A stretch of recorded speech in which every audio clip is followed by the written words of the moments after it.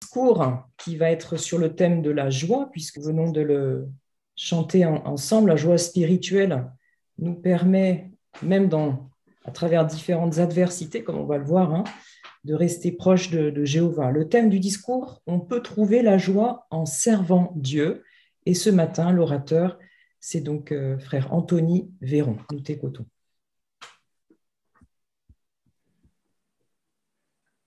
Quelles aspirations avons-nous tous? Alors, comme on l'a vu avec le thème de ce discours, on a tous envie d'être joyeux, de connaître le bonheur. Mais lorsqu'on regarde autour de nous, on peut se dire que c'est difficile à trouver. Car chacun, nous avons des difficultés. Et pour certains, c'est plus difficile à d'autres à supporter. Si l'on parle de la maladie, notamment avec en ce moment cette pandémie qui emporte des millions de vies, qui apporte des restrictions, qui nous enlève des libertés. L'insécurité aussi, peut-être la perte d'un travail, les problèmes familiaux qui sont monnaie courante. Et on pourrait allonger la liste tellement il y a de problèmes à notre époque. Alors, est-il vraiment possible d'être heureux? Est-il possible de trouver la joie lorsque la vie est dure, lorsque nous vivons des situations troublantes? Quand on regarde autour de nous, on s'aperçoit que la majorité des personnes recherchent la joie dans diverses activités. Ils vont essayer, par exemple, de se jeter à corps perdu dans le sport. On sait très bien que le sport apporte un certain bien-être aussi. Après une activité de sport, on se sent bien. Donc, pour certains, le bonheur est dedans. D'autres, ça va être dans les voyages. Le fait de partir, de découvrir d'autres pays, d'autres cultures. Pour certains, ça va être le fait d'acquérir de nombreux biens. Et pour d'autres, eh bien de mener une vie dissolue, peut-être de faire la fête tous les week-ends, en pensant que cela leur apporte la véritable joie. Et on s'aperçoit que le système dans lequel on vit encourage toutes ces pratiques. Peut-être que vous avez déjà observé cela lors des publicités qui passent à la télévision. Lorsqu'on essaye de vendre un produit, un téléphone, une voiture, des voyages ou quoi que ce soit, les personnes qui vendent ou les acteurs qui tournent ces publicités sont toujours avec un grand sourire, nous faisant croire que le vrai bonheur, c'est d'acquérir ces choses, de pouvoir les posséder. Par exemple, beaucoup pensent aussi que le bonheur, c'est d'être riche. Mais prenez avec moi le passage d'Un Timothée, chapitre 6, et les versets 9 et 10. 1 Timothée, chapitre 6, et les versets 9 et 10. Il est dit, « Mais ceux qui sont bien décidés à être riches tombent dans la tentation, dans un piège et dans de nombreux désirs insensés et nuisibles qui plongent les hommes dans la destruction et la ruine. Car l'amour de l'argent est une racine de toutes sortes de choses mauvaises, et en faisant tout pour satisfaire cet amour, quelques-uns se sont égarés loin de la foi et se sont transpercés partout de bien des douleurs. » On note ici, celui qui aime l'argent, qui en veut toujours plus, tombe dans des pièges, dans des désirs insensés, nuisibles. Et c'est ce que l'on constate. Dès qu'on a plus d'argent, eh bien, on veut acquérir des choses encore plus grandes. On tombe dans un piège, car plus on a de choses, plus il faut les entretenir. Donc ça demande encore plus d'argent. Et on le voit à la fin du verset 10, en courant, en aimant l'argent, eh bien, on s'éloigne de la foi et on est transpercé de partout de bien des douleurs. On s'éloigne de la foi parce que notre Dieu, en quelque sorte, est l'argent. On ne pense qu'à ça, à entretenir ou à avoir des activités qui sont possibles avec beaucoup d'argent. Et pourquoi on est transpercé partout de bien des douleurs? Il y a quelques années, on a tous entendu ce slogan, il faut travailler plus pour gagner plus. Mais lorsqu'on travaille plus pour acquérir toutes ces choses, qu'est-ce qu'on perd à côté? Bien, on perd du temps avec notre famille, on perd du temps avec nos amis, on perd du temps aussi dans les activités spirituelles. Et comme on l'a dit, hein, les problèmes familiaux aussi résultent du temps que l'on va passer au travail, puisqu'on ne le passe pas avec la famille à avoir toutes ces activités. Donc, courir après l'argent procure des souffrances. Et lorsqu'on parle des voyages, alors c'est vrai que les voyages font plaisir, hein. On aime toujours aller peut-être au soleil, se prélasser sur les plages. Mais lorsque le voyage est terminé, est-ce que la joie est toujours présente? Alors, elle dure encore peut-être quelques jours. On se rappelle de tous les souvenirs que l'on a pu se créer lors de ces voyages. Mais lorsqu'on est de retour, eh bien, les problèmes de la vie refont surface et nous plongent peut-être dans une certaine tristesse.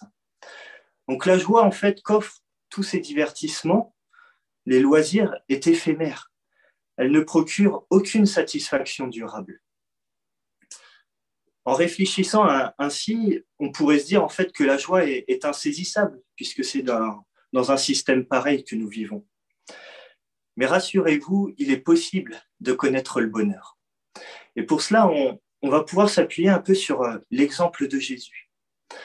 La veille de sa mort, Jésus a vécu d'atroces situations. Un ami intime l'a trahi. Un autre a nié le connaître, et ce à 3 reprises. Ses autres apôtres, amis, l'ont abandonné et se sont enfuis. De plus, les gens des nations l'ont rejeté et ont réclamé qu'il soit supplicié par les Romains, subissant ainsi le mépris, les insultes, les moqueries. Alors, il ne semble pas exagéré de dire que les épreuves de Jésus ont été plus sévères que ce que nous n'aurons jamais à subir. Mais qu'est-ce qui a aidé Jésus à endurer, à affronter ces situations pénibles? Je vous invite à prendre avec moi Hébreux chapitre 12 et le verset 2. Hébreux chapitre 12 et le verset 2, il est dit « En gardant les yeux fixés sur l'agent principal de notre foi et celui qui la rend parfaite, Jésus, pour la joie qui était placée devant lui, il a enduré un poteau de supplice, méprisant la honte, et il s'est assis à la droite du trône de Dieu. » On le note à la fin du verset, hein, pour la joie qui était placée devant lui, il a enduré ce poteau. Jésus n'a jamais perdu de vue la joie qui était placée devant lui. Il avait placé devant lui des perspectives extraordinaires. Il savait que sa fidélité allait contribuer à la souveraineté de son Père et lui permettrait ainsi de racheter aussi l'humanité du péché et de la mort. Il nourrissait aussi l'espérance d'être prêtre et grand roi, ce qui apporterait de nombreuses bénédictions aux humains obéissants. La joie qui est éprouvée Jésus, en fait, résultait de sa relation avec Jéhovah, de son espérance. Et si on veut faire simple, de sa spiritualité. Jésus avait à cœur d'obéir aux principes bibliques, d'obéir à son Père et d'avoir une relation profonde, rapprochée avec Jéhovah. Et à l'exemple de Jésus, nous aussi, nous avons de telles choses qui se placent devant nous. Jéhovah nous accorde l'honneur de contribuer à la sanctification de son saint nom. On prouve que Satan est un menteur en nous plaçant du côté de Jéhovah, en nous gardant dans son amour. Et ce, quelles que soient les épreuves ou les tentations qu'on peut subir. Pour nous, il est tout à fait possible de suivre le modèle que Jésus nous a laissé. Alors imaginez qu'au cours d'un voyage, vous arrêtez en plein milieu d'un tunnel.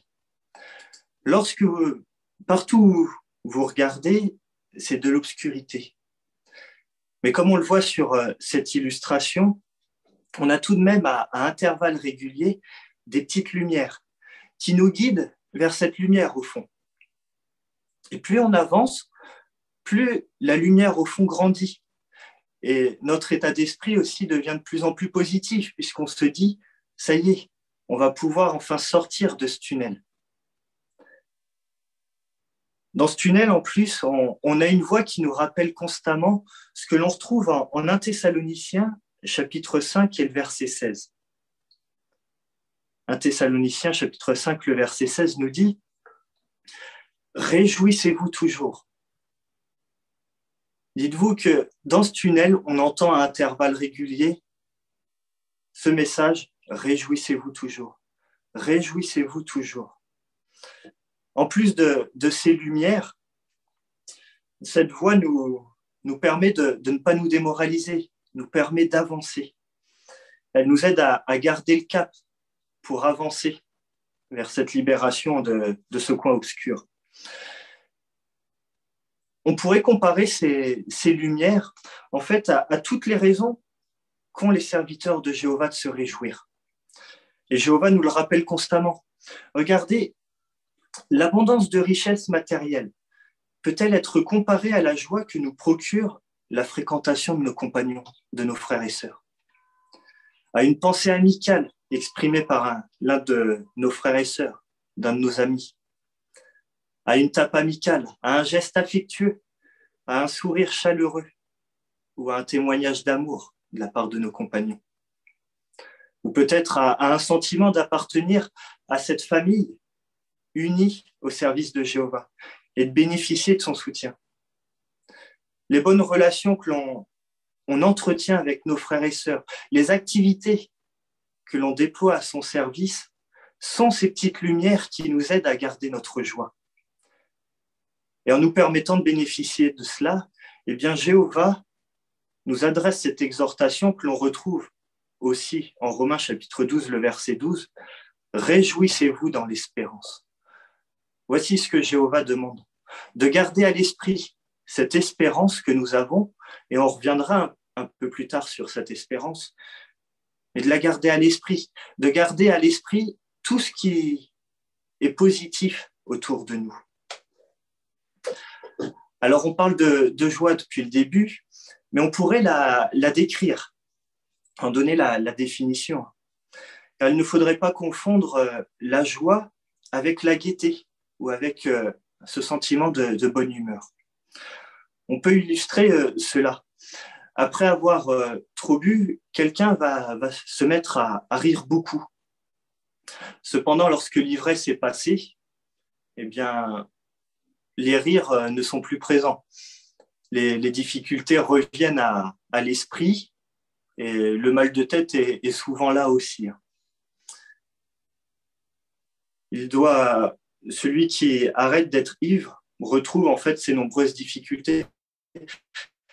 Ça a été à courte durée, véritable. En fait, la joie véritable, c'est un sentiment profond.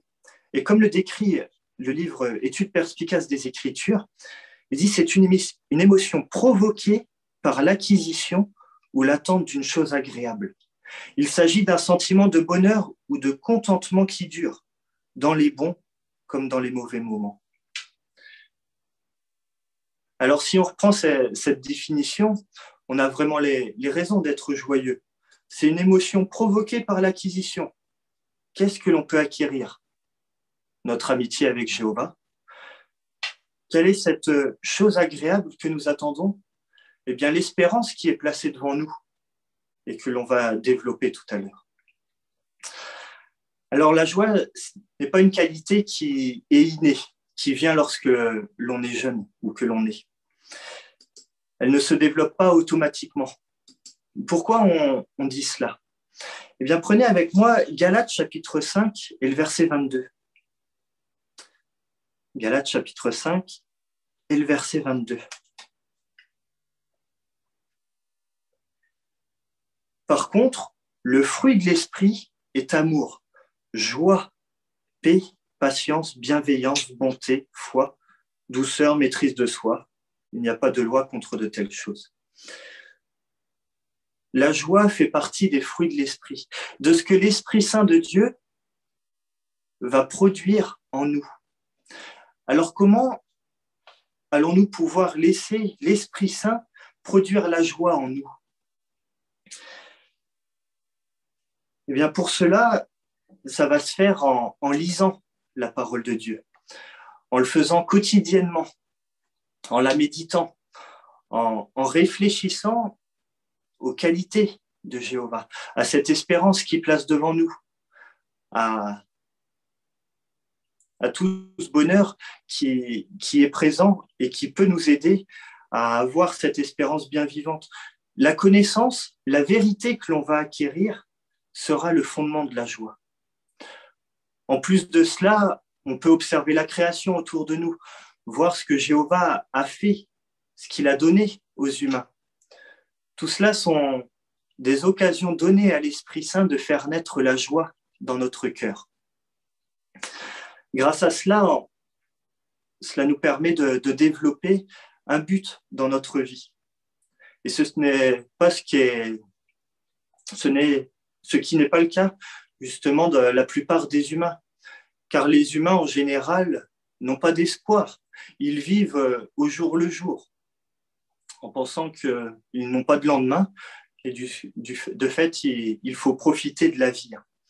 Ils sont comme le décrit Jude, le verset 13, ils sont des étoiles qui n'ont pas de route fixe. Ils ne savent pas où ils vont, ils n'ont pas de lumière placée devant eux. Alors pour nous, on ressent certainement une grande joie à comprendre quelle est la volonté de Jéhovah pour les humains. De plus, cette connaissance que nous acquérons grâce à la lecture, à l'étude de la Bible, eh bien, nous apporte la libération, la vraie liberté, et ce, de Babylone la Grande, la fausse religion. La connaissance que l'on acquiert va nous libérer de ces dogmes mensongers tels que la Trinité, comme quoi Dieu, Jésus et l'Esprit Saint ne feraient qu'un seul. Un autre mensonge aussi sur l'immortalité de l'âme. Et que dire de ces pratiques honteuses, sa prostitution avec les systèmes politiques, commerciaux. Le fait de sortir de Babylone la Grande nous procure une immense joie. Car n'avez-vous pas été heureux d'apprendre la réelle condition des morts et cette espérance de la résurrection, de retrouver nos êtres chers, un grand-parent, un parent, un ami. La libération aussi d'enseignements tels que l'enfer, le fait d'être tourmenté éternellement dans les flammes. Nous bénéficions de la vraie liberté en étant proches de Jéhovah. Considérons aussi un autre cadeau qui nous procure de la joie. Jéhovah rend possible le pardon de nos péchés grâce au sacrifice de Jésus. Le fait de savoir que très bientôt, l'imperfection nous quittera. Nous ne ferons plus d'erreurs. Les décisions que nous prendrons seront toujours bonnes. N'est-ce pas joyeux de se dire que nous ne ferons plus d'erreurs? Bien sûr que si. De plus, en apprenant à connaître Jéhovah, eh bien, on découvre un merveilleux espoir et c'est là que nous venons à cette espérance qui est placée devant nous. Voyons cela en Jean chapitre 17 et le verset 3. Voyons quelle espérance est placée devant nous. Jean 17, 3. Ceci signifie la vie éternelle, qu'ils apprennent à te connaître, toi le seul vrai Dieu et celui que tu as envoyé, Jésus-Christ. Jéhovah nous offre la vie éternelle. Apprendre à le connaître signifie la vie éternelle. Vivre éternellement sur la terre transformée en paradis. De pouvoir bénéficier des conditions paradisiaques. Comme on l'a dit, de prendre de bonnes décisions, d'avoir laissé l'imperfection et tous les problèmes derrière nous, et ils ne nous feront plus aucun mal. Nous imaginer dans ce monde promis par Dieu procure la joie. Mais cela, c'est dans l'avenir. Alors un avenir très proche, mais c'est quand même pour plus tard. Donc pourquoi aujourd'hui on peut trouver la joie en servant Dieu? Nous connaissons tous bien ces paroles, il y a plus de bonheur à donner qu'à recevoir. Vous avez sans doute déjà vérifié ce proverbe. Hein. S'intéresser aux autres, les aider, ne nous rend-il pas joyeux? On a de belles occasions de pouvoir aider les personnes aujourd'hui, de pouvoir peut-être rendre service à notre voisinage, à nos amis, à nos proches dans la vérité. Et l'une de ces activités aussi que nous pouvons apporter aux personnes, une aide que l'on peut leur apporter, qui est salvatrice en plus, est la prédication.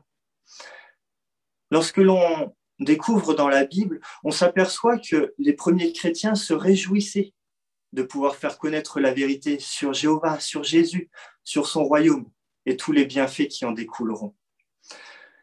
Alors leur message n'a pas toujours été très bien accueilli. Alors comment être joyeux?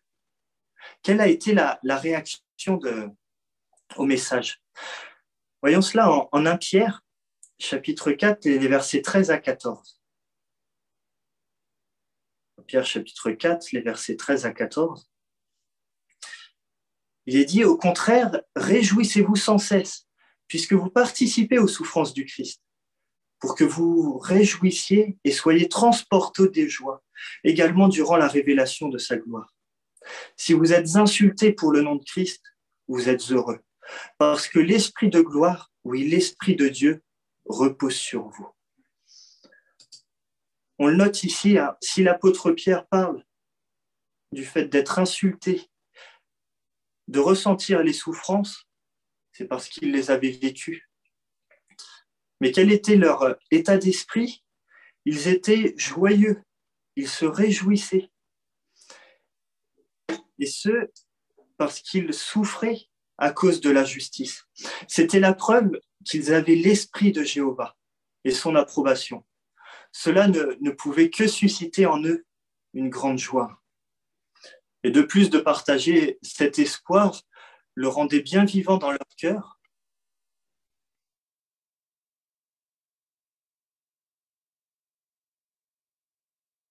Donc cela, le fait de leur apporter cet espoir leur a permis de rendre bien vivant l'espérance qui était placée devant eux, et en plus de le partager avec leurs contemporains, cela a été vraiment bénéfique. Et il en est de même pour nous. Aujourd'hui, nous avons la responsabilité de prêcher la bonne nouvelle, d'aider autrui à connaître Jéhovah, en faisant en sorte de les aider à améliorer leurs conditions de vie, de leur donner un but, de leur donner un sens à leur vie. Et pareillement, nous acquittant de ce devoir, eh bien, on trouve la joie car on ressent, nous aussi, le soutien de Jéhovah. Alors aujourd'hui, du fait de leur foi, certains de nos compagnons sont persécutés, subissent les souffrances. Mais grâce à leur belle relation avec Jéhovah, ils gardent leur joie. Et pour preuve, ces deux témoignages que l'on va voir. Le premier est celui de sœur Irina Bouglak, qui a été en détention en Russie du fait de sa foi. À la question « Qu'est-ce qui t'a aidé à garder ta joie ?» elle a répondu « Je garde ma joie parce que je suis proche de Jéhovah et que je comprends pourquoi ces choses m'arrivent. Je sens que Jéhovah est avec moi, donc tout va bien et tout ira bien quoi qu'il arrive. »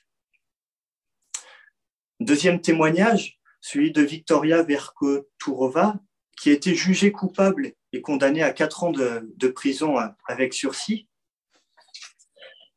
Quand on lui a posé cette question, « Qu'est-ce qui t'a aidé à garder ta joie et à ne pas te laisser submerger par l'inquiétude ?» Elle répond, « En plus de lire la Bible tous les jours et d'étudier le texte du jour, on s'est mis à beaucoup écouter les chansons de JW Télédiffusion.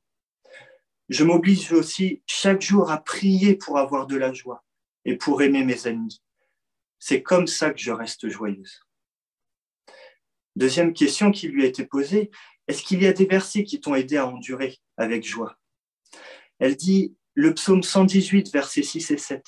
Ces versets me rappellent que nos adversaires ne sont rien à côté du grand créateur de l'univers. Il a une maîtrise totale et les humains sont incapables de faire quoi que ce soit pour empêcher sa volonté de s'accomplir. Je suis en sécurité dans les bras de Jéhovah. Alors, malgré la persécution, nos chers frères et sœurs de Russie gardent leur joie grâce à l'aide de Jéhovah. Et on est certain qu'il continuera de leur donner la joie et la paix. Quelle foi de la part de nos compagnons.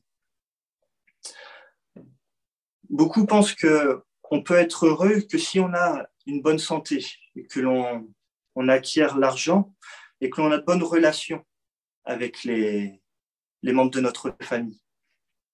Mais comme on l'a vu, la joie fait partie du fruit de l'esprit et ne dépend en aucun cas des circonstances extérieures. Un chrétien va ressentir une joie profonde quand il sait qu'il plaît à Jéhovah et qu'il suit l'exemple de Jésus. Cette joie est comparable à une flamme protégée par une lanterne. Qu'il vente, qu'il pleuve, elle continue de brûler. Pareillement, si l'on tombe malade, que nous n'avons pas beaucoup d'argent, que nous subissons les moqueries ou l'opposition, la persécution, comme nos compagnons en Russie, eh bien, nous ne perdons pas notre joie. Et chaque fois que nos opposants essaient de nous en priver, eh bien, elle devient encore plus forte. Les épreuves que nous traversons en raison de notre foi prouvent que nous sommes de véritables disciples du Christ. Et ces épreuves nous permettent aussi de développer des qualités qui plaisent à Jéhovah. On peut voir cela en Jacques chapitre 1 et les versets 2 à 4. Jacques chapitre 1 et les versets 2 à 4.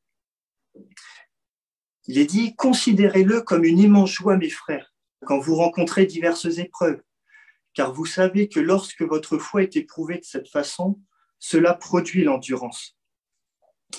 Mais laissez l'endurance accomplir son travail pour que vous soyez complets et sans défaut sous tous les rapports, ne manquant de rien. »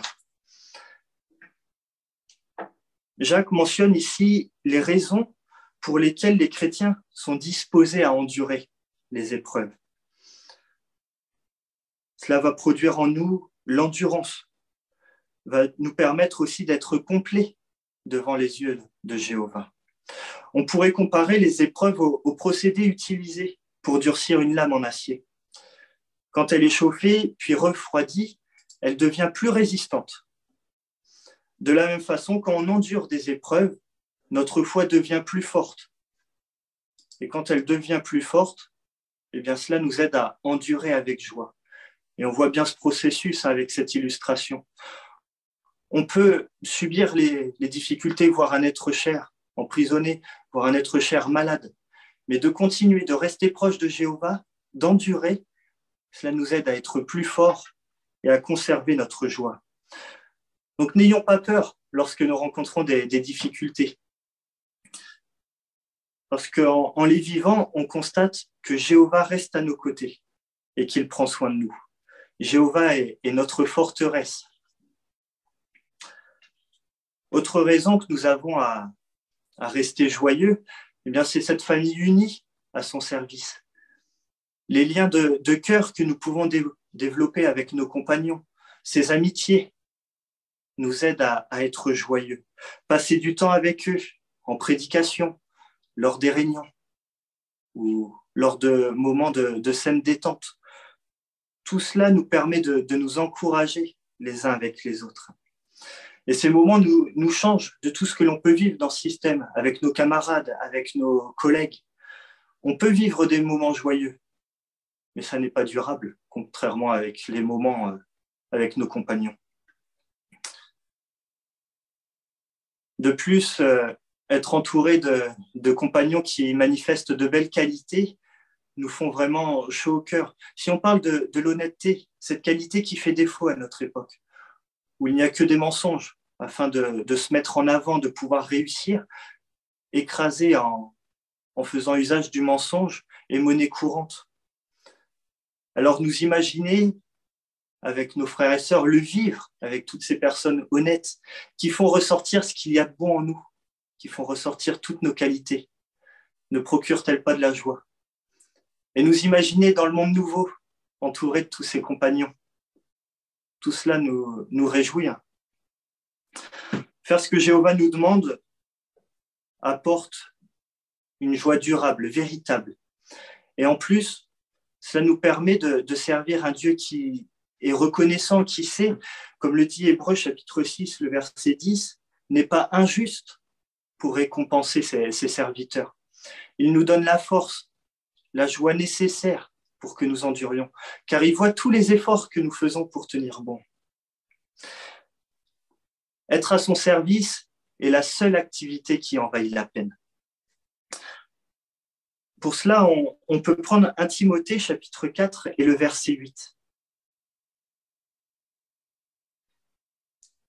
Il est dit, car l'exercice physique est utile à peu de choses, mais l'attachement à Dieu est utile à toute chose, puisqu'il porte en lui la promesse de la vie présente et de la vie à venir. Alors, en quoi, demandez-vous, peut-être l'attachement à Dieu est-il utile dès à présent? Eh bien, non seulement il ajoute une dimension spirituelle essentielle à notre vie, mais en plus, il produit les qualités des fruits de l'esprit, comme on l'a vu. Et cela nous permet de favoriser une attitude positive et une bonne santé. Alors, que dire de l'avenir quand cela se fera de façon parfaite? En conclusion, même si nous vivons des temps difficiles, on peut cultiver la joie véritable et durable grâce à l'Esprit Saint, que nous obtiendrons en priant, en lisant la Bible, en la méditant, et aussi en participant aux activités que Jéhovah nous demande. Aider autrui à le connaître, être avec ses serviteurs, être là où Jéhovah veut que nous soyons. Nous augmenterons également notre joie en imitant la foi de nos compagnons qui peuvent rencontrer des difficultés mais qui tiennent bon, en réfléchissant aussi à toutes les bonnes choses que Jéhovah nous donne et en nous efforçant de faire sa volonté. Nous ressentirons alors ce qui est écrit au psaume 7, verset 11, « En ta présence, la joie se trouve en abondance. À ta droite, il y a du bonheur pour toujours. »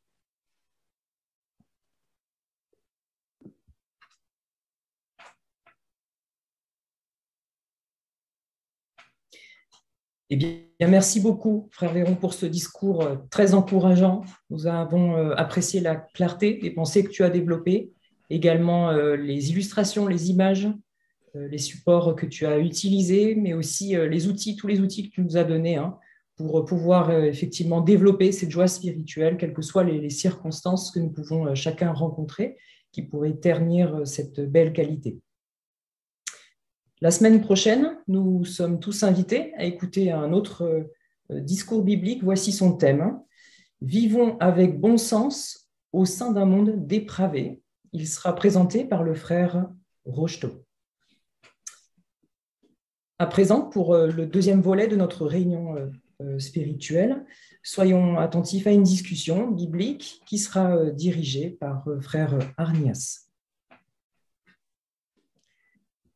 Bien, introduisons notre étude de ce matin avec le cantique 108 qui a pour thème « L'amour fidèle de Dieu ». Cantique 108.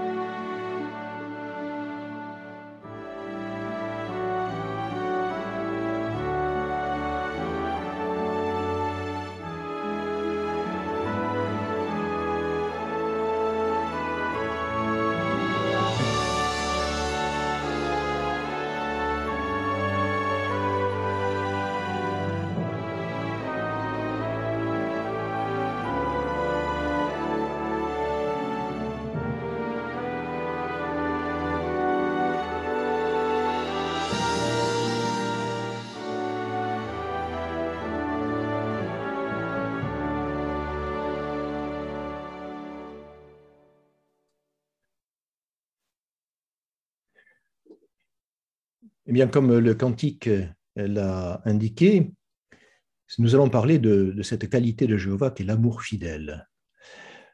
Nous allons nous régaler en explorant tout ce que les Saintes Écritures nous disent sur cette qualité de notre Créateur, avec le thème « Tu bénéficies de l'amour fidèle de Jéhovah ». Et nous verrons dans cette étude ce qu'est réellement l'amour fidèle et comment nous pouvons en bénéficier et à qui Jéhovah accorde-t-il cet amour fidèle. Le texte clé, c'est tiré du psaume 136, verset 1. « Son amour fidèle est éternel ». Donc, je vous encourage à montrer par vos commentaires toutes les idées vraiment constructives que vous avez pu trouver tout au long de cette étude. Lisons tout de suite le paragraphe 1. C'est notre frère Geoffrey Moin qui va nous faire la lecture ce matin. Ce qui me fait plaisir, c'est l'amour fidèle, a dit Jéhovah. Et il nous encourage à accorder la même valeur que lui à cette qualité.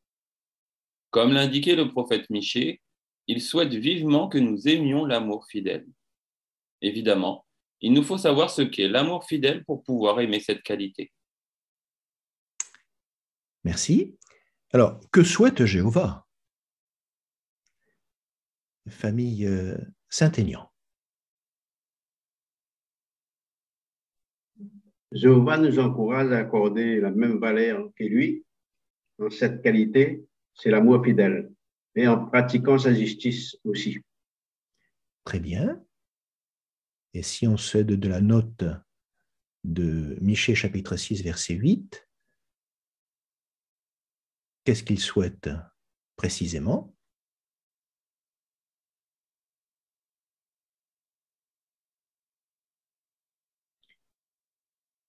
Frère Fabien Ali? Jéhovah souhaite que nous aimions l'amour fidèle. Voilà, exactement. Très bien. Passons au paragraphe 2. Qu'est-ce que l'amour fidèle? L'expression amour fidèle se trouve plus de 200 fois dans la Bible, traduction du Monde Nouveau. D'après le lexique de cette traduction, cette expression désigne un amour qui ne disparaît pas parce qu'il est nourri par le sens de l'engagement, l'intégrité, la fidélité ou la loyauté, un attachement profond et la bonté. Cette expression est souvent utilisée à propos de l'amour que Dieu a pour les humains, mais elle peut aussi désigner un sentiment que des humains éprouvent entre eux. Jéhovah est le plus grand exemple d'amour fidèle qui soit. Dans cet article, nous verrons comment il fait preuve de cette qualité envers les humains.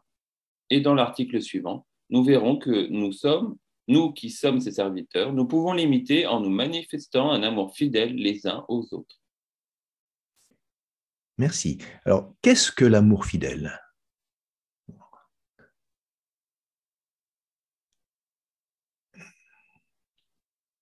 Frère Dufresne? Bien, déjà, on peut dire que l'amour fidèle, c'est un amour qui dépasse les sentiments parce qu'il emporte l'idée de l'engagement, de la fidélité. Donc, on voit qu'il est nourri et renforcé consciemment pour le faire perdurer. Bien, on a déjà des éléments intéressants. Qu'est-ce qu'on peut ajouter, frère Giraud Noël? On note également, bien sûr, que Jéhovah est l'exemple suprême d'amour fidèle, mais que des humains aussi peuvent développer cette qualité entre eux. Et une indication intéressante également, on trouve ce terme 200 fois dans la Bible, ce qui montre bien que c'est vraiment une qualité que nous devons développer. Voilà. Très bien. Famille Pifto. Donc, c'est véritablement un amour qui est vivant, actif, et l'expression nourrir le souligne bien. C'est par des actes et des sentiments qui sont développés que cet amour peut lui aussi croître et être visible. Voilà, excellent. Sœur Renaud? Et cet amour, donc, ne disparaîtra jamais. Très bien.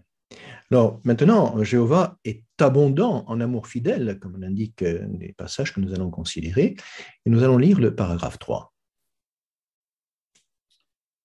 Peu après que les Israélites ont quitté l'Égypte, Jéhovah a révélé à Moïse son nom et ses qualités. Il a proclamé : Jéhovah, Jéhovah, Dieu miséricordieux et compatissant, lent à se mettre en colère et abondant en amour fidèle et en vérité. Il témoigne de l'amour fidèle à des milliers et pardonne la faute, la transgression et le péché. Par ces belles paroles, Jéhovah a fait connaître à Moïse une caractéristique toute particulière de son amour fidèle. Laquelle? Merci. Alors, qu'a révélé Jéhovah à Moïse? Famille Ougar? Il a révélé qu'il était abondant en amour fidèle. Il a même illustré ça en expliquant qu'il témoignait cet amour fidèle à des milliers en pardonnant la faute. Très bien. Famille Javouré? Oui, si l'on veut recevoir de l'eau, on peut recevoir de l'eau par un ruisseau, par exemple, et en recevoir constamment même. Mais là, l'abondance signifie disponible en grande profusion, en grande quantité. On peut donc comparer l'amour fidèle de Jéhovah à un fleuve plutôt qu'un ruisseau. Merci. Alors nous allons, avec les paragraphes 4 et 5, aller plus loin dans cette notion d'abondance. On va pouvoir lire les paragraphes. Jéhovah n'a pas seulement dit qu'il était un Dieu d'amour fidèle. Il a précisé qu'il était abondant en amour fidèle. Cette expression se retrouve plusieurs fois dans la Bible. À chaque fois, elle qualifie Jéhovah et jamais des humains. N'est-il pas remarquable que Jéhovah se décrive ainsi aussi souvent dans sa parole? Manifestement, cette qualité est très importante pour lui. Il n'est pas étonnant que le roi David se soit senti poussé à dire « Ô Jéhovah, ton amour fidèle va jusqu'aux cieux, comme ton amour fidèle est précieux ô Dieu. À l'ombre de tes ailes, les fils des hommes se réfugient. » Accordons-nous, comme David, une très grande valeur à l'amour fidèle de Dieu? Pour mieux comprendre encore ce qu'est l'amour fidèle, nous répondrons à ces deux autres questions. À qui Jéhovah témoigne-t-il de l'amour fidèle? Et quels bienfaits les actes d'amour fidèle de Jéhovah nous apportent-ils? Si. Alors, comment Jéhovah s'est-il décrit?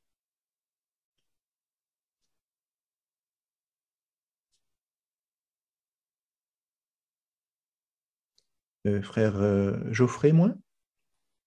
Bien, par exemple, en Nombre chapitre 14, verset 18, on retrouve l'expression abondant en amour fidèle. Et donc, c'est vraiment une expression qui apparaît bien à de nombreuses reprises dans la Bible et notamment bien dans ces nombreux versets qui sont cités. Bien. Frère Pi. Oui, à chaque fois, c'est pour qualifier Jéhovah et jamais des humains.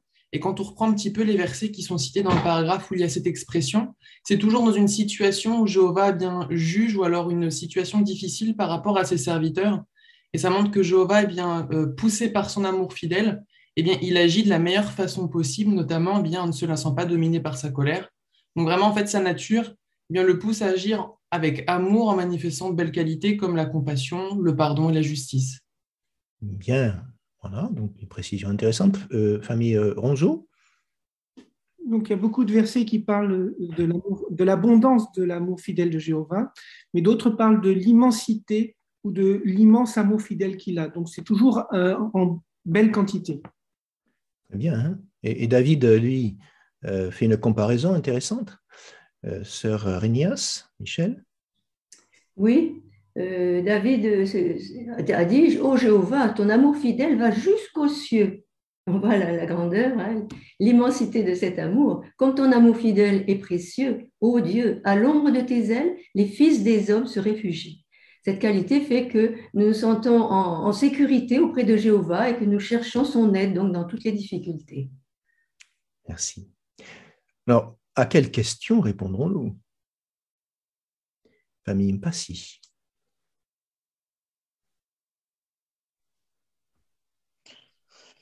Nous répondrons à ces deux autres questions. À qui Jéhovah témoigne-t-il l'amour fidèle et quels bienfaits les actes d'amour fidèle de Jéhovah nous apportent-ils?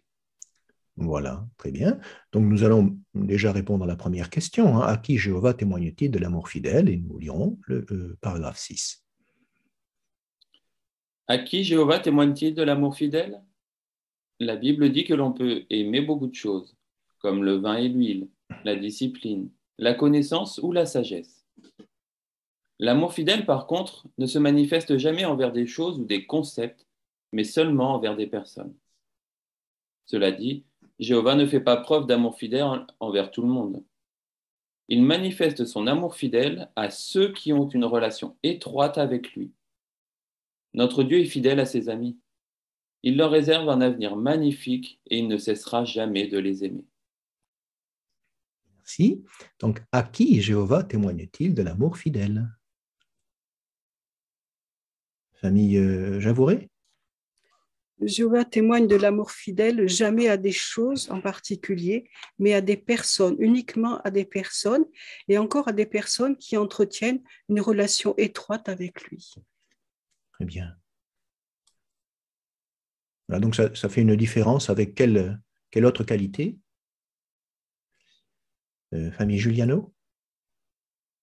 Je voulais dire, cet amour fidèle, on dit que ça le manifeste avec ceux qui ont une relation étroite avec lui. On comprend pourquoi, parce que dans la définition qu'on a vue par exemple, c'est l'amour qui est nourri par le sens de l'engagement. Donc on comprend qu'il y a un contrat entre Jéhovah et la personne, une intégrité, de fidélité. Donc il peut manifester cet amour fidèle avec des gens qui ont des serviteurs en fait, qui manifestent cette intégrité et fidélité, où il poursuit un but. Il y a une notion, cette notion de but poursuivi pour le bien. Donc on comprend que ça s'adresse vraiment à ce serviteur. Eh bien, alors, on t'a entendu assez difficilement, mais on a quand même saisi l'idée. Hein, voilà. Alors, donc, nous allons maintenant, famille Mpassi, vous aviez une idée aussi hein?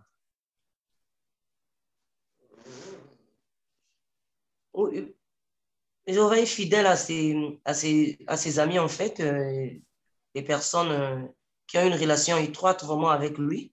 Et en vue de ça, il réserve un avenir magnifique à ses amis et il ne cessera jamais de les aimer. Oui, très bien. Voilà, donc on a bien vu qu'il aime tout le monde, mais l'amour fidèle est réservé à ses amis. Nous allons poursuivre d'ailleurs dans cette idée avec le paragraphe 7.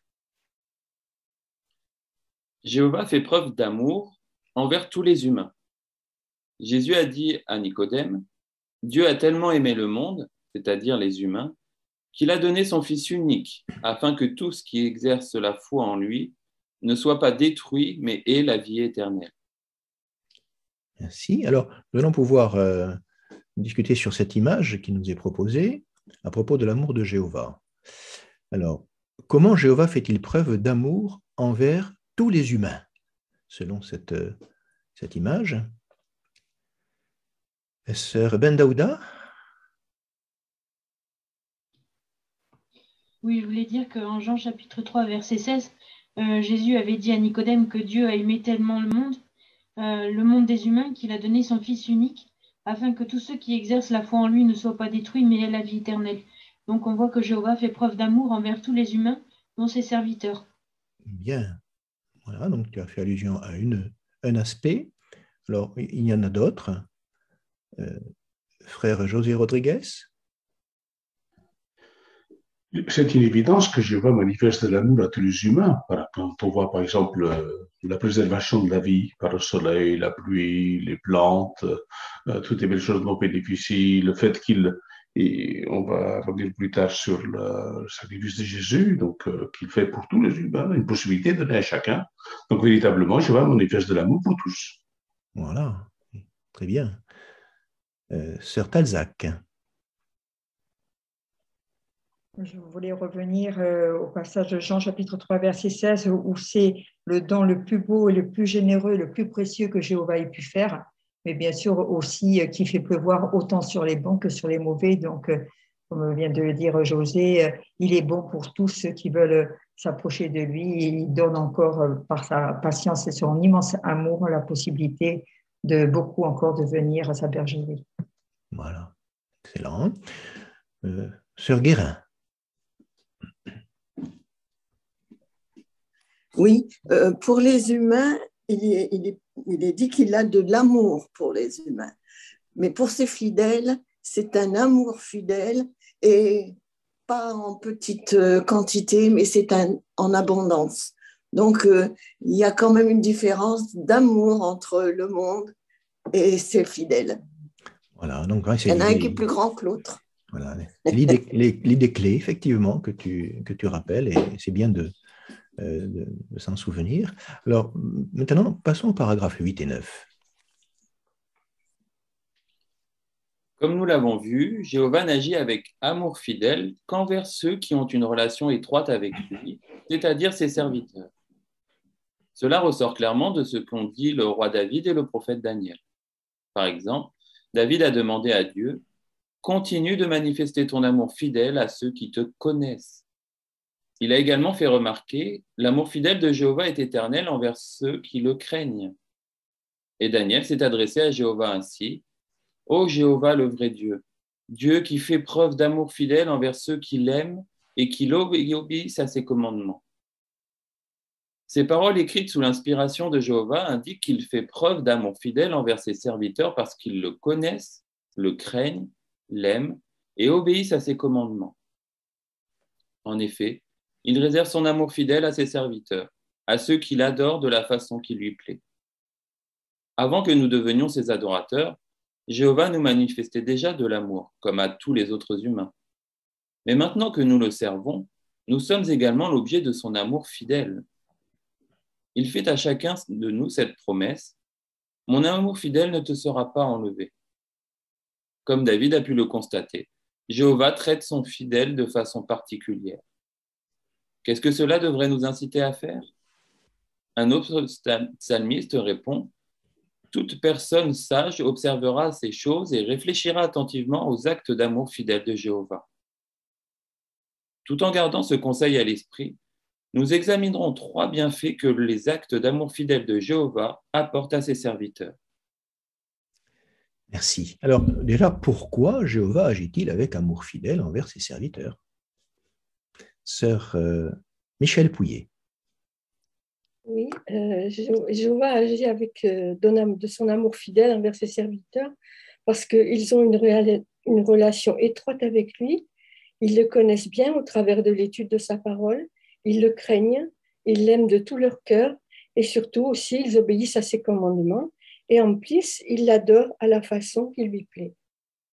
Voilà, donc tu as fait un bon résumé de tout ce que les textes ici nous révèlent. Sœur Lisa Rodriguez. Et donc, ça correspond tout à fait à la définition qu'on retrouvait au paragraphe 2 de cette étude, en disant que c'est un amour qui est nourri par le sens de l'engagement, de l'intégrité, la fidélité, la loyauté. Donc, on comprend que les serviteurs fidèles ont un engagement vis-à-vis de Jéhovah Dieu. Très bien. Frère José Rodriguez. Si on extrapole dans une famille, les parents, ils aiment tous les enfants qui sont leurs enfants, c'est sûr. Mais lorsqu'un enfant manifeste un attachement très profond, qui est vraiment attaché à tous les principes que les parents transmettent, il y a une différence par rapport à un enfant qui n'agit pas de la même manière, qui ne respecte pas certains de ses principes. Donc, il va y avoir un attachement supérieur. Et c'est effectivement ce que je vais transmettre dans cet enseignement qui nous donne là. Très bien. Alors, Isaïe 54:10 aborde une idée qui nous intéresse, qui est vraiment très importante. Laquelle?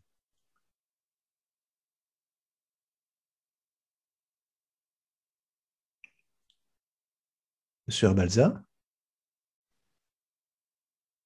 Eh bien que l'amour fidèle de Jéhovah ne nous sera jamais enlevé. Comme le dit Romain, rien ne nous séparera de l'amour que Jéhovah a pour nous. Et on se sent tellement privilégié, comme le dit aussi le psaume 4.3, d'être traité de façon particulière par Jéhovah. Quel beau privilège. Ah oui, tout à fait. Alors, qu'est-ce que ça vous fait, ça, de savoir cela à propos de l'amour fidèle de Jéhovah?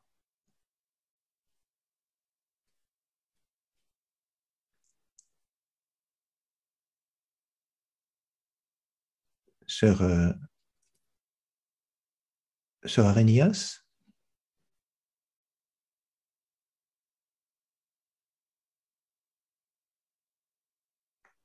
Donc, tu n'oublies pas ton micro? Oui, c'est pour revenir à Isaïe 54, 10, qui dit que les montagnes peuvent être enlevées, les collines peuvent être ébranlées. Ça veut dire qu'il peut se passer des choses extraordinaires dans le monde, tout peut s'écrouler, mais l'amour fidèle de Jéhovah sera là.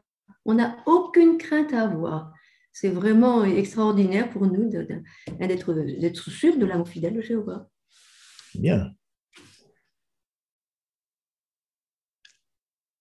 Sœur Renaud? Et notre amour grandit envers lui parce que c'est une sécurité. Ça sera tout le temps, si on est fidèle, ça sera tout le temps avec son amour fidèle. Très bien. Hein? Sœur Guérin? Oui, l'amour fidèle de Jéhovah, c'est un magnifique cadeau de grande valeur. Donc, comme tout ce qui a de la valeur, ça nous est précieux. Donc, on fait tout pour le garder. Absolument. C'est bien de le dire. Hein. Alors, frère Noël Giraud. Oui, c'est rassurant que nous ne perdrons jamais l'amour fidèle de Jéhovah parce que dans les relations humaines, c'est pas le cas. Parfois, on peut être très déçu, même de certains amis, même parfois dans la vérité, il peut arriver qu'il y ait des relations compliquées. Les choses s'arrangent avec le temps, bien sûr, mais avec Jéhovah, c'est une autre dimension. On n'est jamais déçu parce que Jéhovah est toujours là, il est notre Père, il est bienveillant, et cela nous encourage toujours à faire des efforts pour lui par amour. Très bien.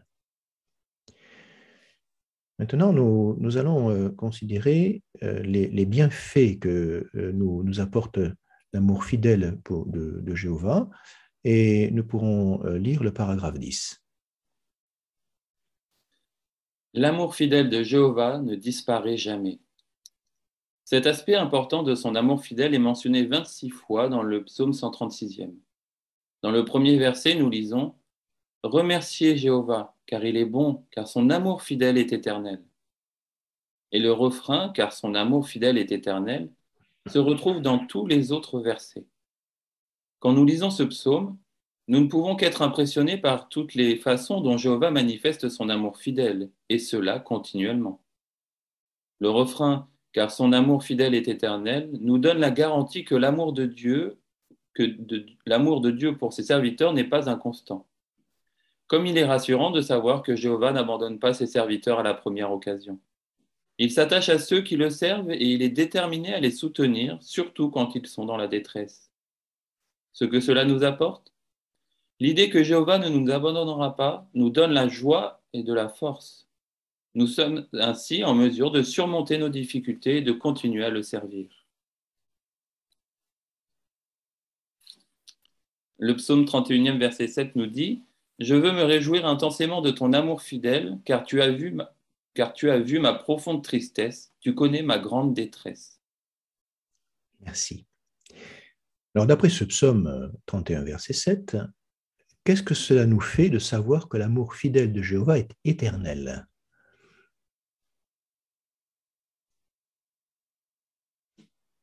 Alors, qu'est-ce que cela vous fait? Famille Barbessou. Et comme le dit le rédacteur du psaume, ça nous rend heureux, et quelle que soit la situation dans laquelle on se trouve, puisque quand il en parle, le rédacteur, il est dans une profonde tristesse. Une grande détresse, c'est quelque chose de très douloureux, de profond, mais pourtant, il se réjouit, et pas juste de joie, mais intensément. Donc voilà, nous aussi, en sachant que l'amour fidèle de Jéhovah ne disparaît pas, quelles que soient nos épreuves, on peut se réjouir, et pas juste comme ça, mais vraiment intensément.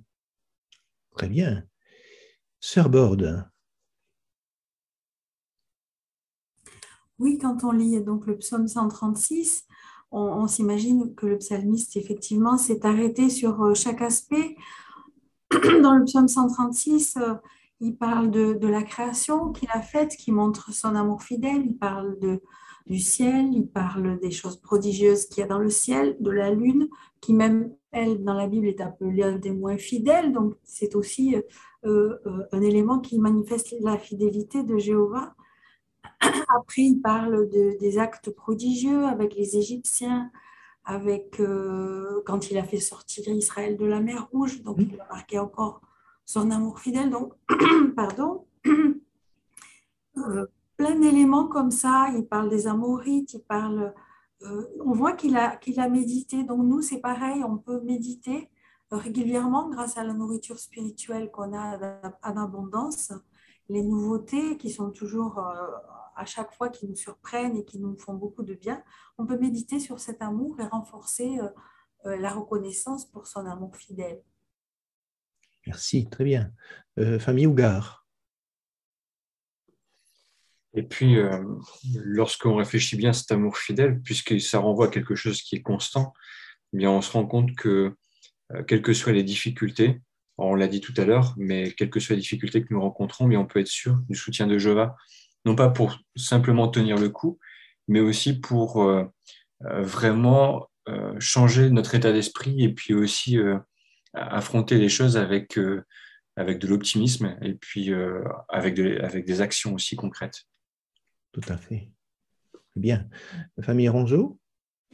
Oui, c'est ce qui ressort effectivement du psaume 31, verset 7, puisque David, qui en est l'auteur, a fait l'objet à de nombreuses reprises de l'amour fidèle de Jéhovah. C'est pour ça qu'il a pu dire qu'il pouvait se réjouir intensément de son amour fidèle.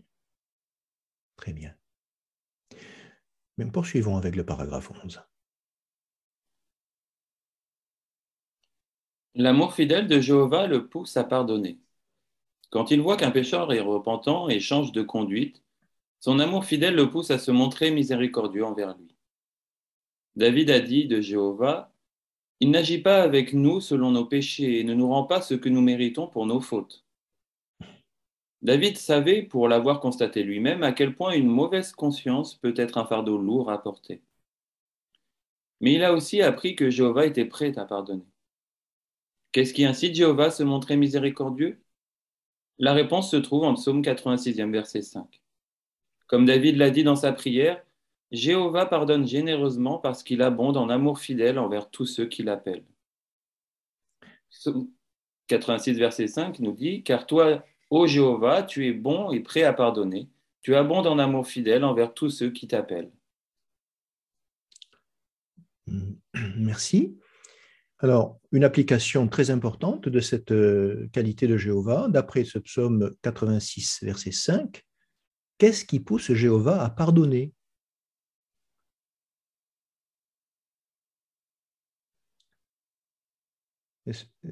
Notre ami Eulalie Badessi? Jéhovah pardonne généreusement parce qu'il abonde en amour fidèle envers tous ceux qui l'appellent. Très bien. Sœur Joando. Oui, Jéhovah est conscient que, comment dire ça, que tous nous avons péché et que nous n'arrivons pas à atteindre la gloire de Dieu.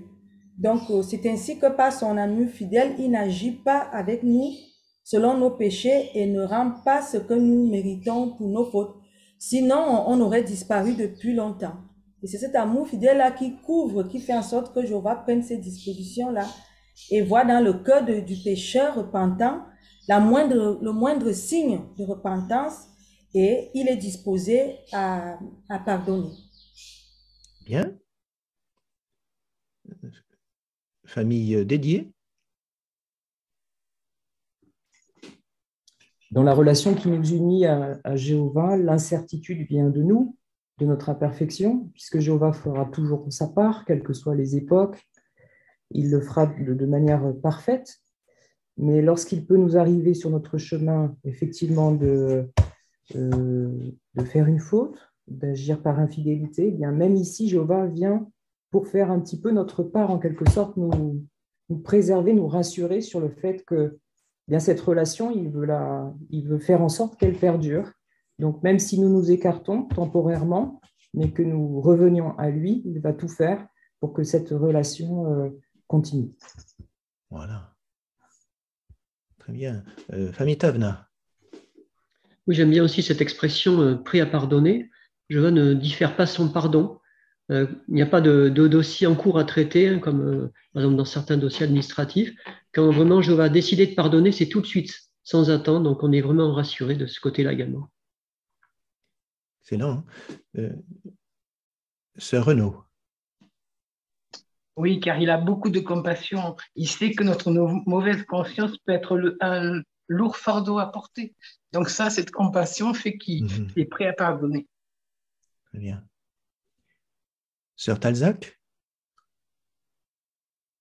Là, sur le psaume encore 86,5, ce n'est pas le péché, mais la condition de cœur qui a de l'importance aux yeux de Jéhovah. Et comme nous sommes reconnaissants à Jéhovah, qu'il guette le moindre signe qui puisse lui donner une raison de manifester sa miséricorde aux pécheurs repentants. Très bien. Nous allons pouvoir passer au paragraphe suivant.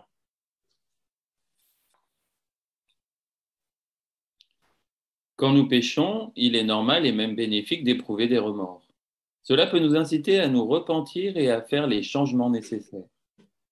Malheureusement, certains serviteurs de Dieu sont écrasés par un sentiment de culpabilité à cause de péchés passés. Leur cœur les condamne et les convainc que Jéhovah ne leur pardonnera jamais, même s'ils sont sincèrement repentis. Si c'est ce que tu ressens, savoir que Jéhovah a le désir de manifester son amour fidèle à ses serviteurs peut t'aider. Ce que cela nous apporte? Malgré notre imperfection, nous pouvons servir Jéhovah joyeusement et avec une conscience pure. En effet, le sang de Jésus, son Fils, nous purifie de tout péché. Quand tu es découragé à cause d'un défaut ou d'une faiblesse, rappelle-toi que Jéhovah est tout disposé à pardonner aux pécheurs repentants. Notons le lien que David a fait entre l'amour fidèle et le pardon. Il a écrit « Autant les cieux sont plus hauts que la terre, autant son amour fidèle envers ceux qui le craignent est immense. Autant le levant est loin du couchant, autant il éloigne de nous nos transgressions. Oui, Jéhovah est prêt à nous pardonner généreusement. » Merci. Voilà, deux paragraphes très, très importants. Il dit « Si nous nous sentons coupables et tristes à cause de péchés passés, qu'est-ce qui peut nous aider ?»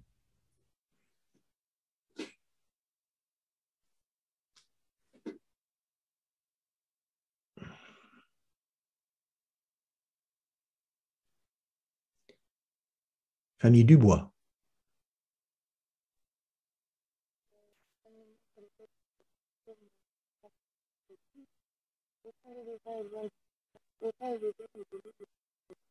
Alors, on a du mal à t'entendre.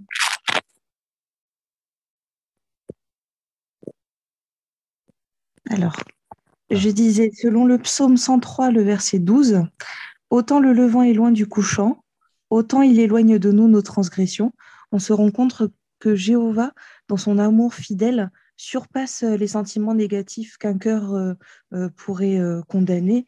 Et on se rend compte que le sentiment de culpabilité peut vraiment écraser son serviteur, mais Jéhovah, lui, il prend le péché et il l'éloigne de nous vraiment très loin.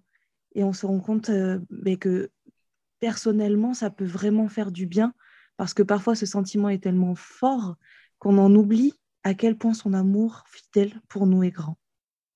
Eh bien, c'est important. Hein? Famille Véron.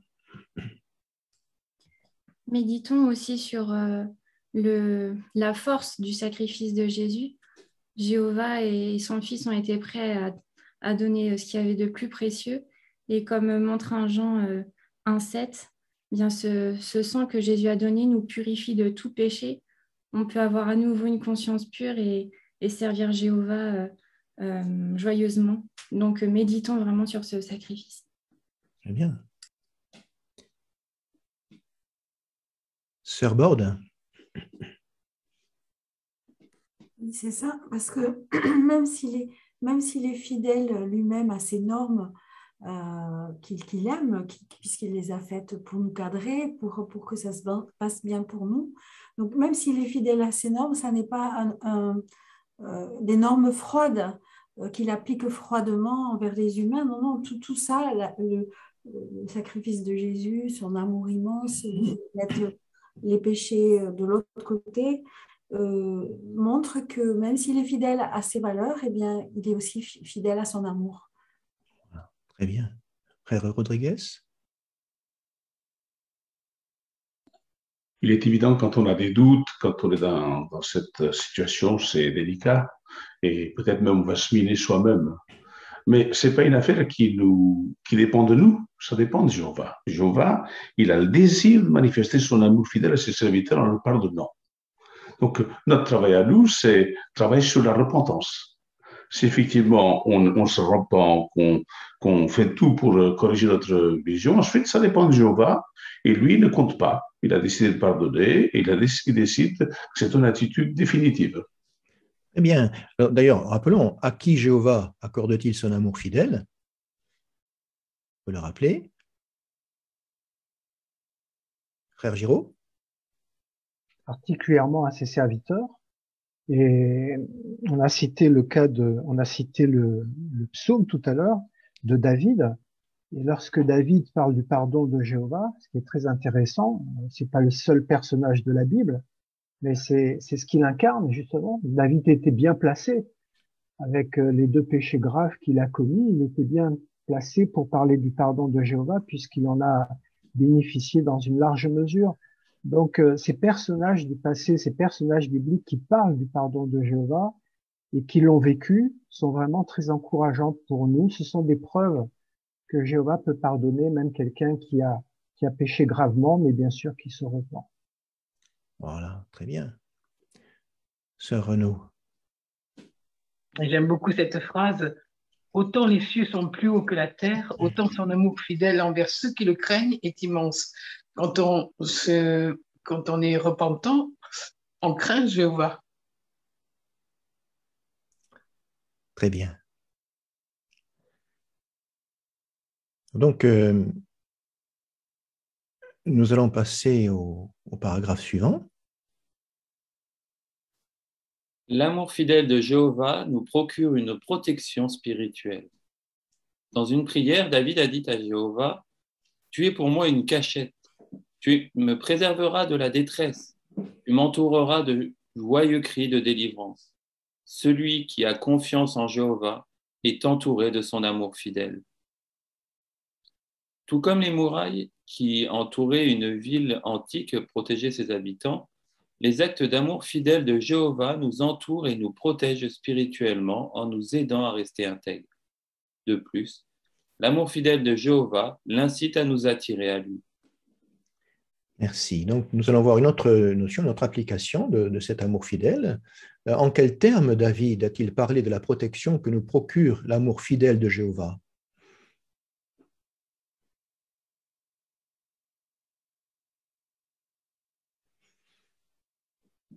Sœur Vincent Nicole. Il a parlé de Jéhovah comme d'une cachette, d'une forteresse qui l'entoure, ceci pour montrer que la présence de Jéhovah l'aidait à se replier et à abandonner toute tentative quand il sentait une tentation et à rester de ce fait intègre. Il a eu besoin de cette espèce de muraille protectrice pour, et nous en avons tous besoin, pour pouvoir rester dans l'intégrité et la fidélité. Bien.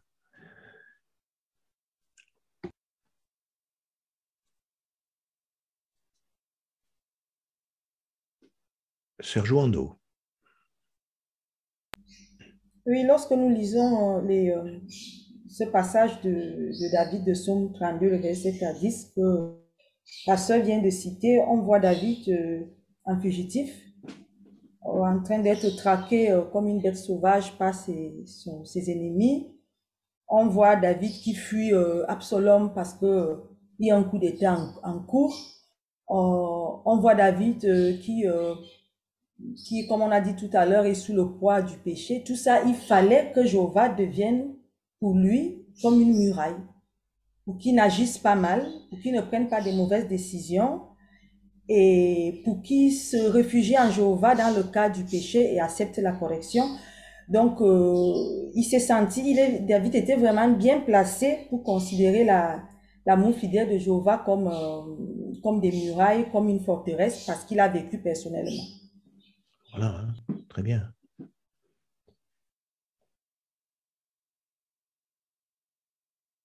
Que fait l'amour fidèle aussi de Jéhovah?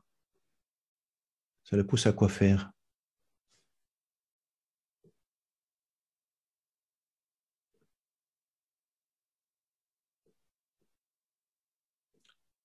Sœur Borde? Dans le verset de Jérémie 31:3, il parle de son peuple d'Israël. Il dit que de loin, Jérémie parle, il dit, de loin Jéhovah m'est apparu, il a dit, je t'ai aimé, donc en parlant du peuple d'Israël, d'un amour éternel, c'est pourquoi je t'ai attiré à moi par mon amour fidèle. Mais c'est vrai qu'on peut prendre ces paroles à notre compte, si j'ose dire.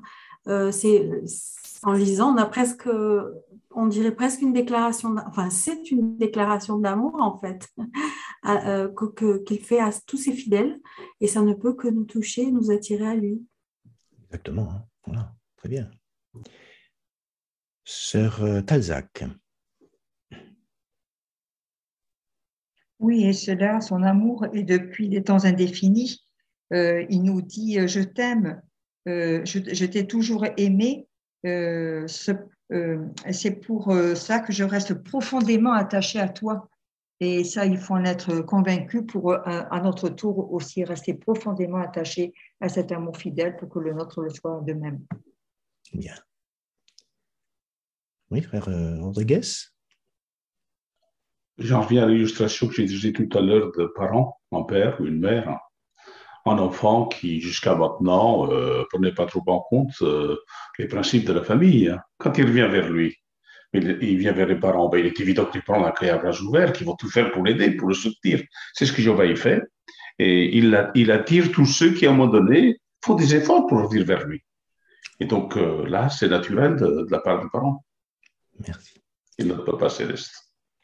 Eh bien, lisons maintenant le paragraphe 15. David a utilisé une autre comparaison pour parler de la protection dont bénéficient les serviteurs de Dieu. Il a écrit « Dieu est mon refuge sûr, le Dieu qui me témoigne de l'amour fidèle. » Il a aussi dit à propos de Jéhovah « Il est mon amour fidèle et ma forteresse, mon refuge sûr et mon libérateur, mon bouclier et celui en qui je m'abrite. » Pourquoi David a-t-il comparé l'amour fidèle de Jéhovah à un refuge et à une forteresse? Quel que soit l'endroit où nous vivons, tant que nous le servons, Jéhovah nous procurera la protection spirituelle dont nous avons besoin pour préserver notre amitié avec lui. Le psaume 91e le confirme. Son rédacteur, qui peut être Moïse, s'est exprimé ainsi « Je veux dire à Jéhovah, tu es mon refuge et ma forteresse. » Moïse a donc comparé Jéhovah à un refuge. De plus, vers la fin de sa vie, il a mentionné une idée rassurante. Après avoir écrit « Dieu est un refuge depuis les temps antiques », il a ajouté « Sous toi sont ses bras éternels. » Sous toi sont ses bras éternels. Qu'est-ce que cette idée nous révèle sur Jéhovah? Merci. Alors, pourquoi peut-on comparer l'amour fidèle de Jéhovah à un refuge et à une forteresse?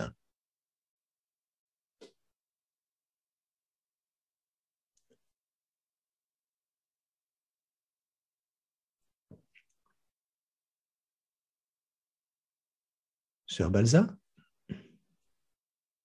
On va vers un refuge et vers une forteresse dans le cas de danger, quand on est menacé. Et c'est vrai que le psaume 91 parle de pièges. Jéhovah nous délivre du piège de l'oiseleur. C'est pour cela qu'il a prévu pour nous la sécurité spirituelle dans le lieu secret du Très-Haut, qu'il protège donc uniquement ses serviteurs qui connaissent ce lieu secret. Et quel que soit l'endroit où on vit, eh bien, Jéhovah nous procure cette protection dont nous avons tant besoin. Oui, très bien. Sœur Guérin. Oui, les termes refuge et forteresse, ça me parle parce que pendant la guerre, quand il y avait des bombardements, on allait se réfugier dans les caves, dans les souterrains, les tranchées, là où on était. Et c'était des endroits qui, malgré tout, pouvaient être démolis aussi. Hein. Les bombes, elles tombaient un petit peu. Alors que Jéhovah qui se fait refuge et forteresse, Là, il n'y a aucune inquiétude, ça sera du solide, on peut lui faire confiance. C'est bien. C'est bien de le souligner. Lisons maintenant, Famita Vena, donc une idée supplémentaire. Oui, oui également, Moïse, à la fin de sa vie, il avait vraiment pu faire l'expérience durant des dizaines d'années, puisqu'il est mort même à 120 ans, de l'expérience de la protection de Jéhovah. Aussi, il a déclaré que Dieu est un refuge depuis les temps antiques. Alors, c'est vraiment rassurant pour chacun de nous de savoir que Jéhovah ne change pas dans la protection qu'il apporte à tous ses serviteurs d'année en année jusqu'à la fin. Voilà. Bien, lisons le paragraphe 16. Comme Jéhovah est notre refuge, nous nous sentons en sécurité. Mais parfois, il peut nous arriver d'être déprimés et d'avoir du mal à reprendre courage. Dans ces moments-là, que fait Jéhovah pour nous? Il met ses bras sous nous et nous relève tout en douceur. Ce que cela nous apporte? Nous sommes encouragés de savoir que nous pouvons toujours compter sur Jéhovah. En effet, il nous soutient de deux façons. Premièrement, il nous procure un refuge, quel que soit l'endroit où nous vivons. Et deuxièmement, notre Père Céleste prend tendrement soin de nous.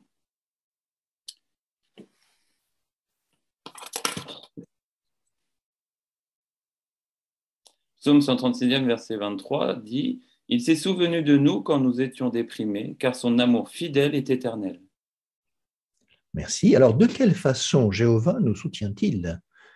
Sœur Nuptia Kimembe.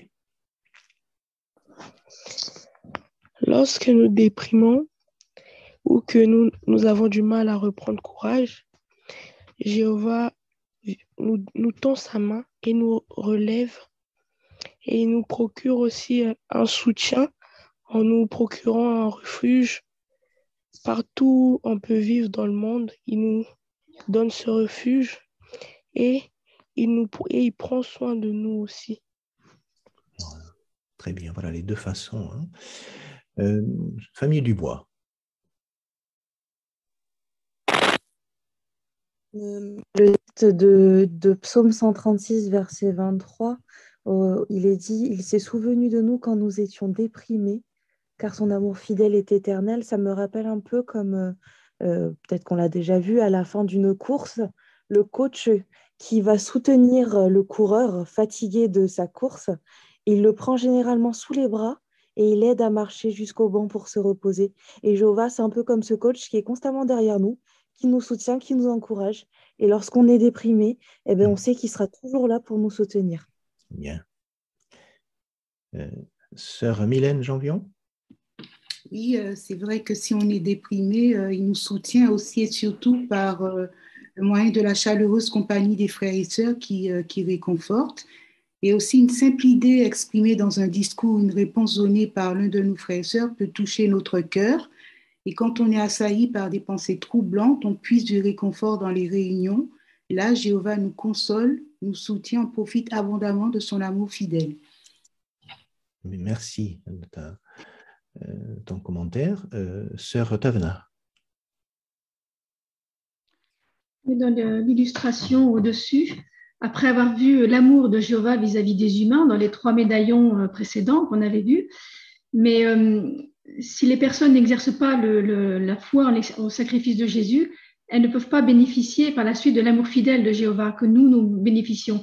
De nombreuses personnes doivent faire face à de nombreux problèmes et il y a de quoi déprimer, alors que Jéhovah, justement, grâce au pardon de nos péchés, du fait qu'on exerce la foi au sacrifice de Jésus, il nous donne sa protection spirituelle, il nous soutient si on tombe, eh bien, nous avons tout le bonheur du monde, si on peut dire, d'être l'objet de l'amour fidèle de Jéhovah et que de nombreuses personnes dans le monde ne possèdent pas. Voilà, merci.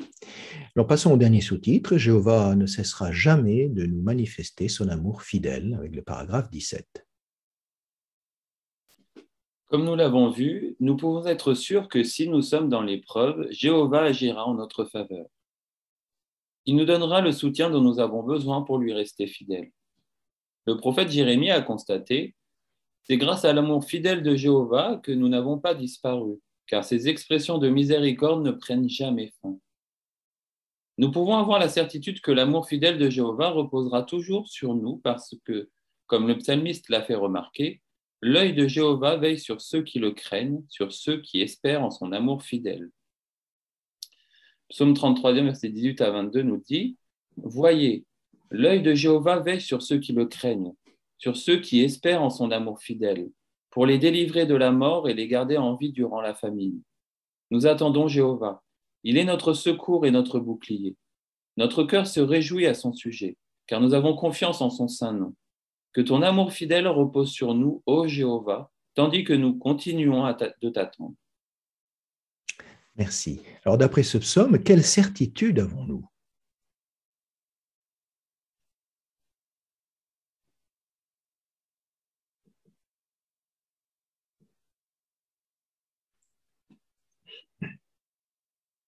Sœur Arignas? Bien que Jéhovah sera toujours là pour nous. C'est intéressant, hein, c'est ce que a constaté Jérémie. Hein. C'est grâce à l'amour fidèle de Jéhovah que nous n'avons pas disparu, car ces expressions de miséricorde ne prennent jamais fin. Et donc, toujours Jéhovah sera là dans toutes les difficultés, même 2 Corinthiens 4, 7 à 9. Hein, il dit, nous avons ce trésor dans des vases en terre, parce que pour que cette puissance qui dépasse la normale soit celle de Dieu et non pas celle qui vient de nous. Dans notre ministère, dans la prédication, nous sommes les vases en terre, et Jéhovah est là, il nous donne la puissance pour pouvoir aller donner son message. Dans toutes les circonstances de la vie, nous pouvons compter sur Jéhovah, il veille sur nous. Nous espérons donc toujours en son amour fidèle. Voilà, très bien. Nous pouvons conclure avec les paragraphes 18 et 19. De quoi voulons-nous nous souvenir? Avant que nous devenions ses adorateurs, Jéhovah nous manifestait déjà de l'amour comme à tous les autres humains. Mais maintenant que nous le servons, nous sommes également l'objet de son amour fidèle. Poussé par cet amour, Jéhovah nous entoure de ses bras protecteurs. Il nous gardera toujours près de lui et il réalisera toutes les magnifiques promesses qu'il nous a faites. Il veut notre bonheur. C'est pourquoi, quelles que soient nos épreuves, il nous donnera la force de lui rester fidèle. Nous avons vu de quelle façon Jéhovah témoigne de l'amour fidèle à ses serviteurs. Mais en retour, il s'attend à ce que nous manifestions cette qualité les uns envers les autres. Qu'est-ce que cela exige de nous? Dans l'article suivant, nous examinerons ce sujet important. Merci beaucoup pour ta bonne lecture, Geoffrey. Alors, de quoi voulons-nous nous souvenir?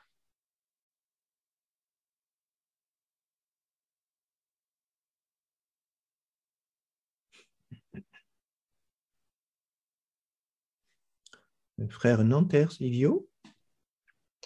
Oui, nous voulons garder à l'esprit qu'en tant que serviteur de Jéhovah, il nous manifeste son amour fidèle, en plus de l'amour qu'il nous manifestait déjà en tant que, vu qu'on est ses créatures. Et cet amour fidèle nous donne la garantie qu'il nous gardera toujours près de lui, qu'il réalisera les promesses qu'il nous a faites. Très bien, bon résumé. Hein. Alors, qu'examinerons-nous dans l'article suivant?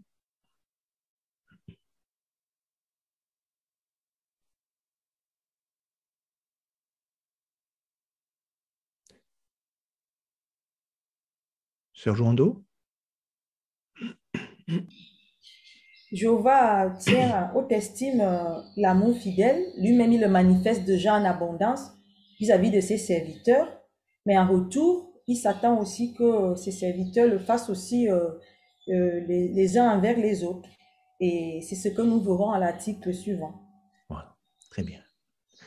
On va résumer les idées clés de cet article sur l'amour fidèle. Alors, que répondrais-tu? Qu'est-ce que l'amour fidèle, déjà? Sœur Vincent.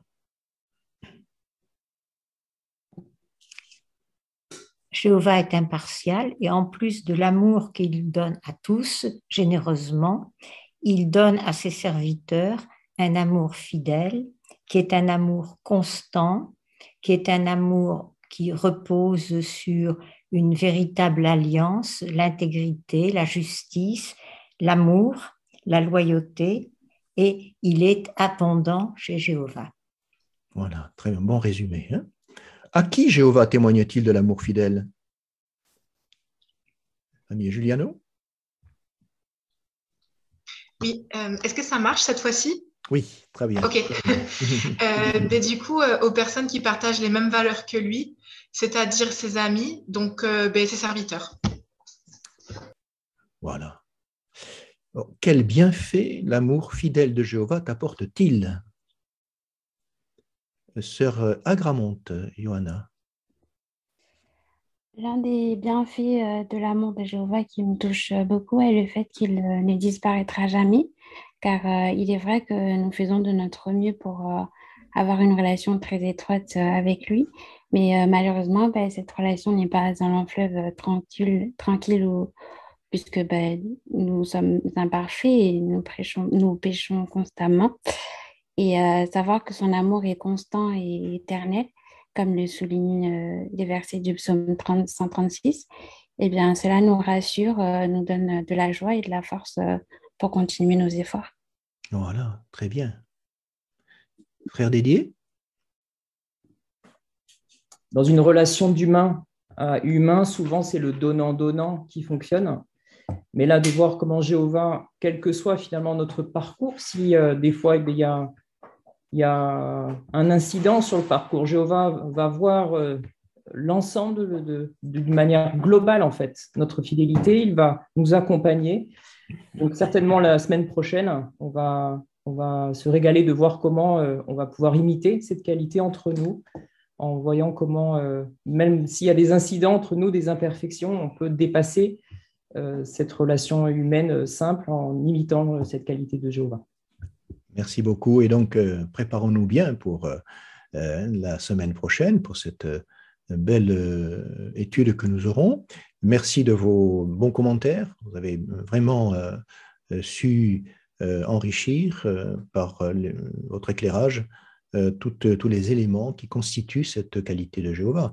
On retient que l'amour fidèle est constant, il est abondant et il nous permet de retirer de nombreux bienfaits. Notamment, nous avons vu que l'amour fidèle de Jéhovah ne nous sera pas enlevé, même si parfois nous péchons.